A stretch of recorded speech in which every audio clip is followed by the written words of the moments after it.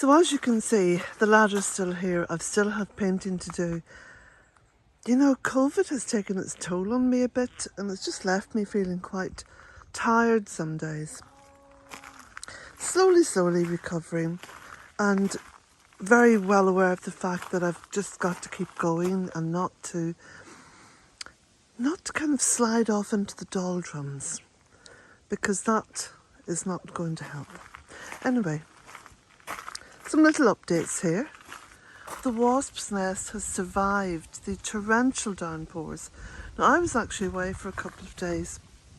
I was up in Belfast, and so I wasn't aware of what was happening down here so much. I did learn about the flooding online. It's not just beautiful the way that they've just made this wee cave for themselves. Still no bother to me, no bother to anyone else.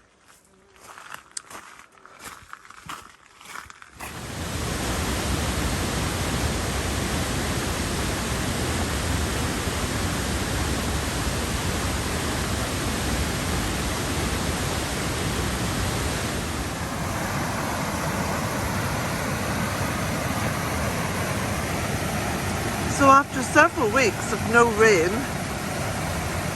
massive downpour last night. So I'm just up here on Slieve and Erin, well, the bottom of Slieve and Erin, at a little place called Auchtasheelin. And you can see where the water is quite brown, and that's because the heavy rain has washed a lot of the peat off the mountain.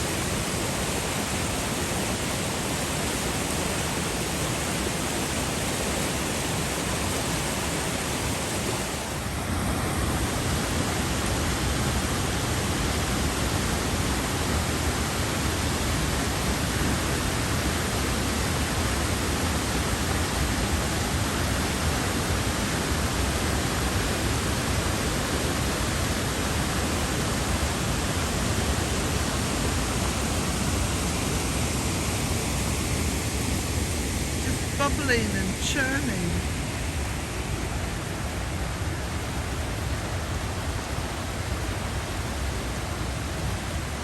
So here, as you can see, I've been cutting back the Lavaterra, the mallow, and I've got to do something with this fennel because it's fallen right over the path. So there's a lot of pruning and cutting back and tidying up to do.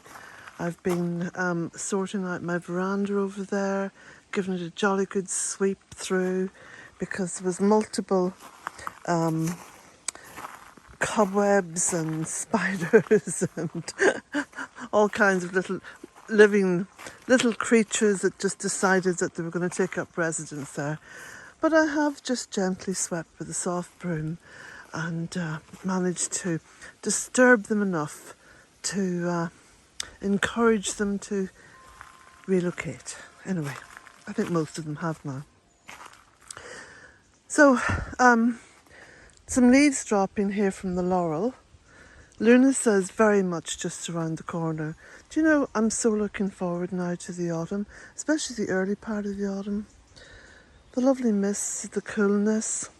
And I know that people all over the world have been experiencing various levels of extreme weather.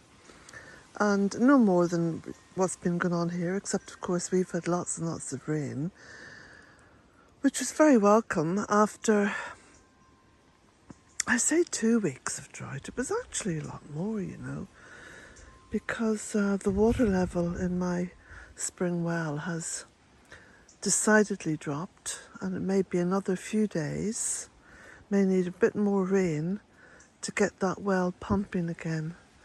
But anyway, that's okay. I have enough water, and I can always go down to my well in the Fairy Wood and get some water up from there. So no problem really.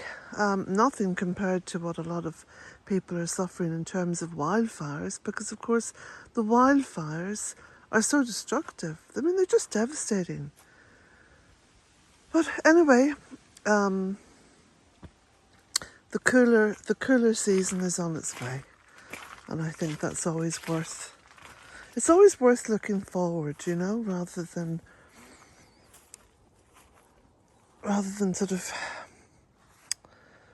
almost beating yourself up with worry and trauma.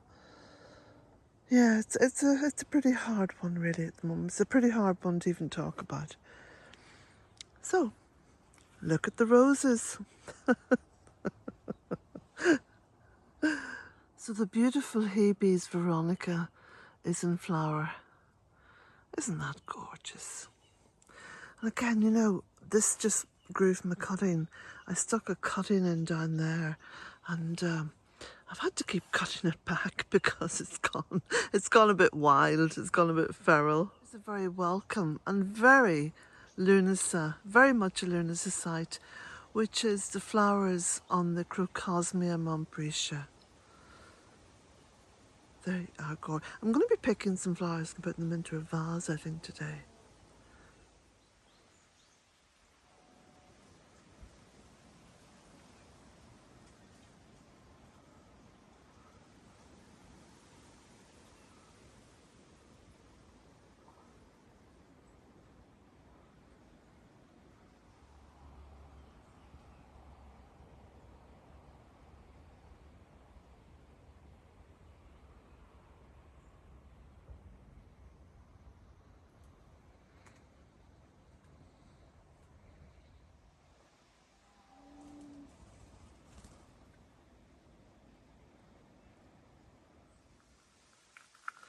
The beautiful white buddleia is now in full bloom.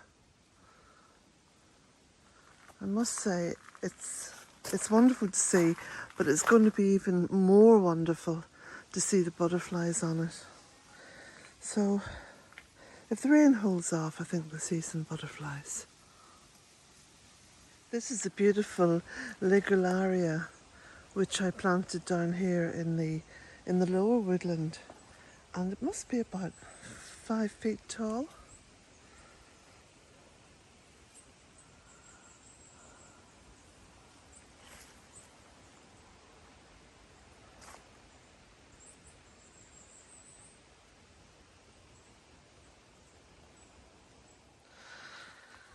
Now, I just want to talk a little bit about what's coming down the line. So the months ahead, and especially the winter and leading into next spring. I have no doubt in my mind that there are very hard times ahead. And I don't mean hard particularly financially. I mean just in a shortage of things. And of course, here in Ireland we've already been told to expect to have electric shortages, and I'm sure there's going to be lots of shortages wherever you are, everywhere. So I'll just tell you some of the things that I'm doing now in preparation, because being prepared is always so important. And I know at this particular time during this season, you know, we don't even imagine really, you know, the times ahead. The winter especially.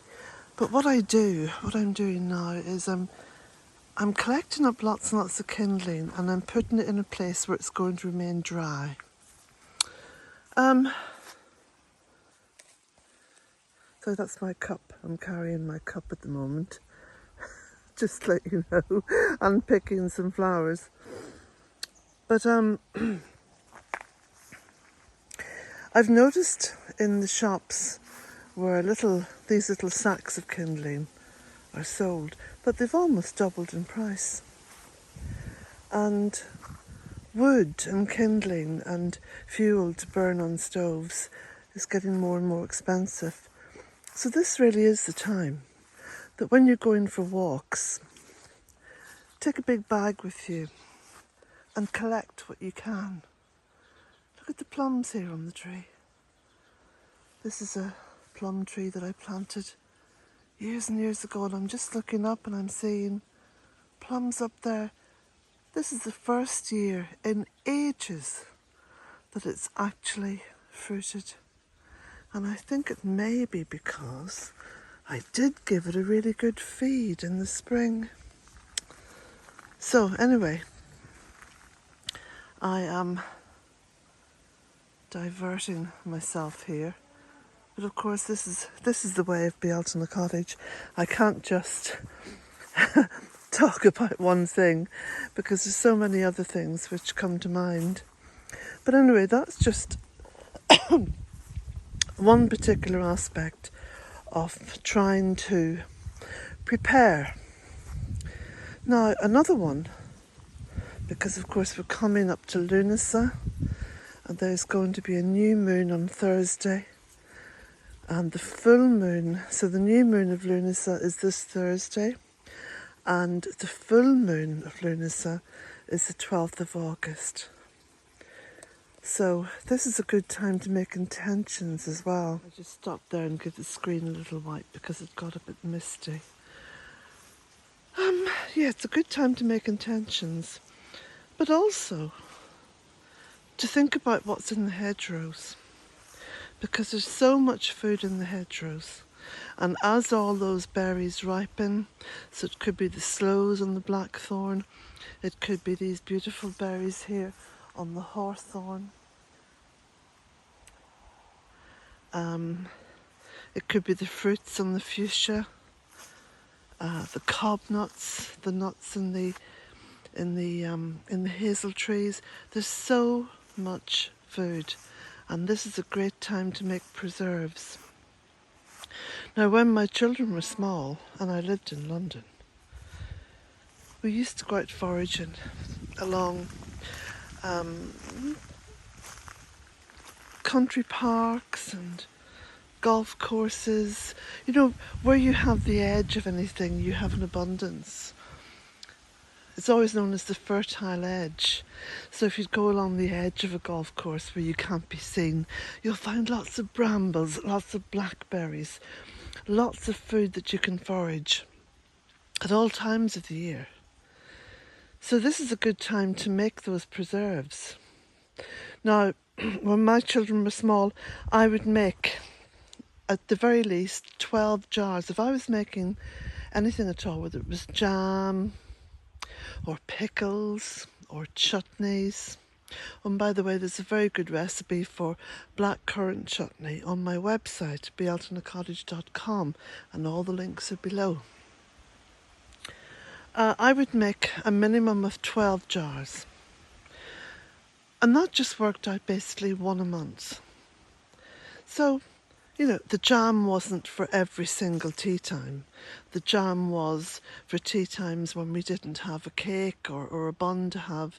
You put the jam out to go with the toast. So that was a treat.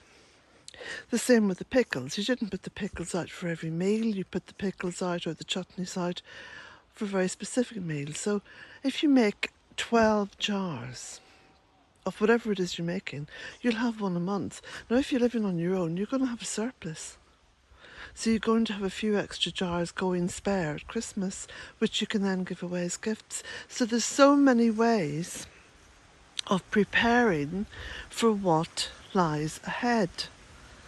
And, you know, there's no point in getting stuck in the middle of it all and then bemoaning the fact that you are without this and without that, and, you know, all the way down through history, the human race is always prepared.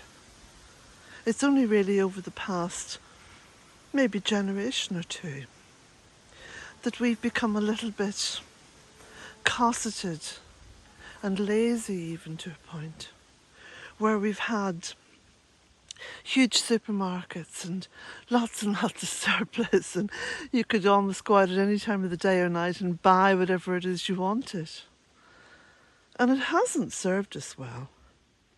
It's made us overweight and lazy, lethargic, not really valuing food as much as what we should.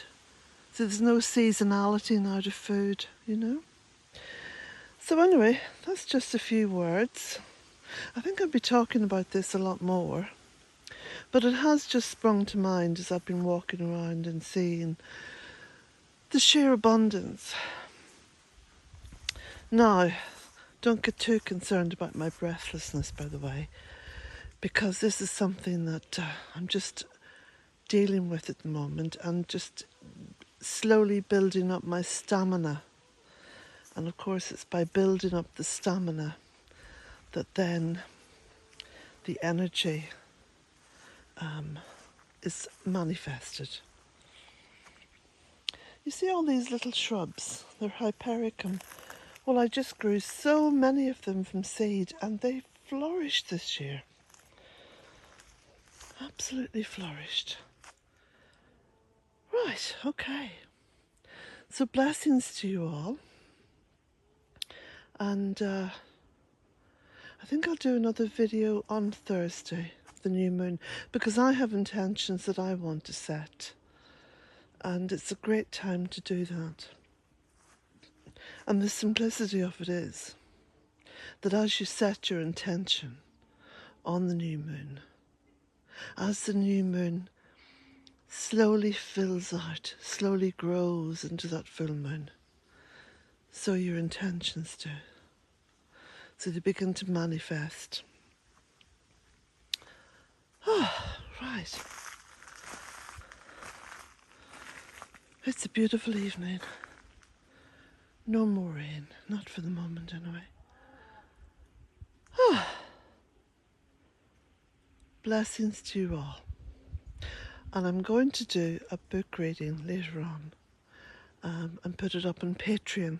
Sorry if my voice sounds a little bit small, but there we go. I'm just trying to go with the flow and slowly get back to my good old fulsome self. So blessings to you all.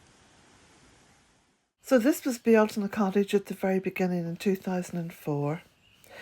This was the lane leading up to the cottage, as you can see. And this was the view from the front door. Well, it's a different view now.